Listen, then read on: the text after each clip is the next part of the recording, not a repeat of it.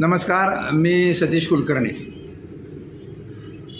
जीवन जगत असताना संस्काराला किती महत्त्व आहे हे जर जाणून घ्यायचं झालं तर आपण आपली मुलं, आपले मित्र, मैत्रिणी, नातेवाईक, हितचिंतक कसं वागतात हे तुम्ही काळजीपूर्वक लक्ष द्या.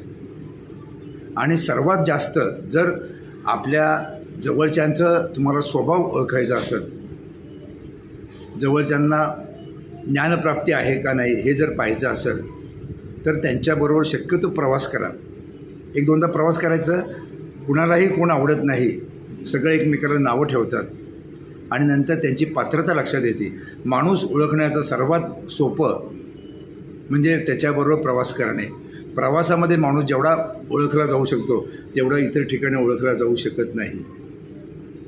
आपण अनुभव घ्या आणि अनेकांचा तो अनुभव आलेला आहे, फक्त मी वेगळ्या भाषेत सांगत आहे. स्वामी समर्थ भवनात रोज बरीच लोक येतात, बरीच लोक जातात. बऱ्याच वेळेला मी असतो, बऱ्याच वेळेला मी नसतो. लहान गाव असल्यामुळं बऱ्याच वेळेला लोड शेडिंग असते, विजेचं लोड शेडिंग चालू असतं. काही वेळा बटणं चालू असतात, काही वेळा बटणं बंद असतात. अचानक पाऊस येतो, अचानक वारा येतो आणि हल्ली सर्वत्र पावसाचं वातावरण झालं तर मुख्य ऑफिसमधून बऱ्याच वेळेला मेन कनेक्शन बंद केलं जातं. परवा असंच झालं, एक 52 लोकांचा ग्रुप आपल्या स्वामी भवनमध्ये आला होता. मी इथंच होतो. काही पहिल्या मजल्यावर राहिले, काही तळ मजल्यावर राहिले आणि अचानक लाईट गेली आणि पुन्हा अर्ध्या तासाने लाईट आली. त्यामुळं गॅलरीतले काही लाईट, काही खालच्या मजल्यावरचे असे आणि काही बाथरूममधले असे सर्व लाईट चालू राहिले. लोक आले गेले आणि विशेष म्हणजे मला बरेच जण येऊन सांगायचे, अहो कुलकर्णी, अमुक बाथरूममधला लाईट चालू आहे, कुणी सांगितलं नळ चालू आहे, कुणी सांगितलं की आमच्या रूमच्या शेजारी एक बल्ब आहे तो चालू आहे.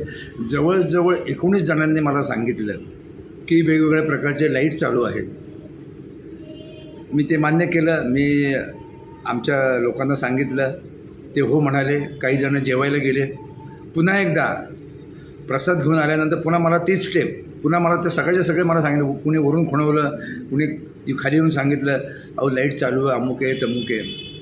आता गोष्ट एवढी साधी होती की त्यांनी लाईट बंद करणं गरजेचं होतं. मला सांगितलं त्याबद्दल त्यांचे आभार आणि असं सांगायलाच पाहिजे. परंतु त्या 19 जणांपैकी त्यांना जे सहज शक्य होतं त्यांच्यापैकी कुणीही लाईट बंद केले नाहीत, लाईट चालू होते. अखेर आता आपलंच आहे, आपल्यावर संस्कार. कारण मी पण प्रवास भरपूर केला आहे, कुठं कसं वागायचं काय, म्हणून मी जाऊन बाकीच्या अनेक ठिकाणचे लाईट मी बंद केले. कारण मेन स्विच बंद करावा तर सगळी लाईट जाणार, कुणाची वाट पाहावी तर पुन्हा अडचण येणार. म्हणून मी 3 मजले वर खाली केले, सर्व बाथरूम चेक केले, सगळं पंखे चेक केले आणि बऱ्याच ठिकाणी जे मला जाणवलं की मी त्या ठिकाणची बटणं बंद केली. खरं म्हणजे हा संस्कार प्रत्येक घरात पाहिजे. आजही बऱ्याच ठिकाणी, मी मागं एकदा फार पूर्वी व्हिडिओ केला होता, आपल्या घरामध्ये 40% पाणी वाया जातं, 60% वीज आपली वाया जाते, म्हणजे विनाकारण बिल येतं. आणि गॅस सिलेंडरच्या बाबतीत आपला 30% गॅस विनाकारण वाया जातो. घरातल्या प्रत्येकाने या 3 गोष्टीवर जर विश्वास ठेवला तर फार मोठी बचत होईल.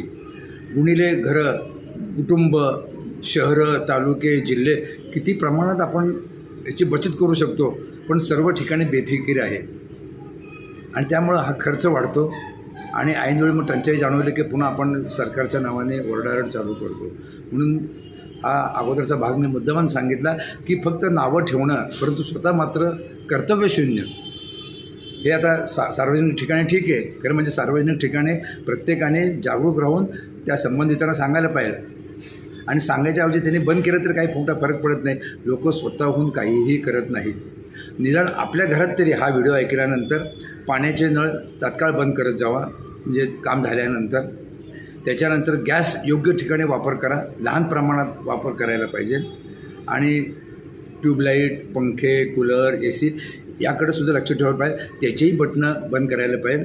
विजेच्या खर्चामध्ये बरीच बचत होईल, गॅसमध्ये थोडी बचत होईल. पण हे सांगणं, अनुकरण करणं याला फार महत्त्व आहे. पण कुणी कोणाचं ऐकत नाही, फक्त चुका मात्र दाखवतात. मला आश्चर्य वाटलं, मला 19 जणांनी सांगितलं, कुलकर्णी अहो हे चालू आहे, ते चालू आहे. त्यांनी बंद केलं असतं तर विशेष काही नव्हतं, पण त्यांना सांगण्याचा मोठेपणा. बरं, जाऊन आल्यानंतर पुन्हा बघितलं, पुन्हा परत मला सांगायला आले.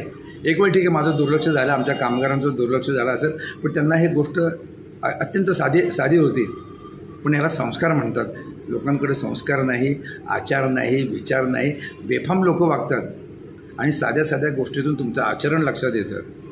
आणि जेव्हा तुम्ही आचरणाला प्रारंभ करता, तुमची बचत होती, कुटुंबाची बचत होती आणि देशाची बचत होती. सांगणं अत्यंत सोपं आहे, वेगळ्या भाषेत सांगितलं आहे. आपण बदला, जग बदल.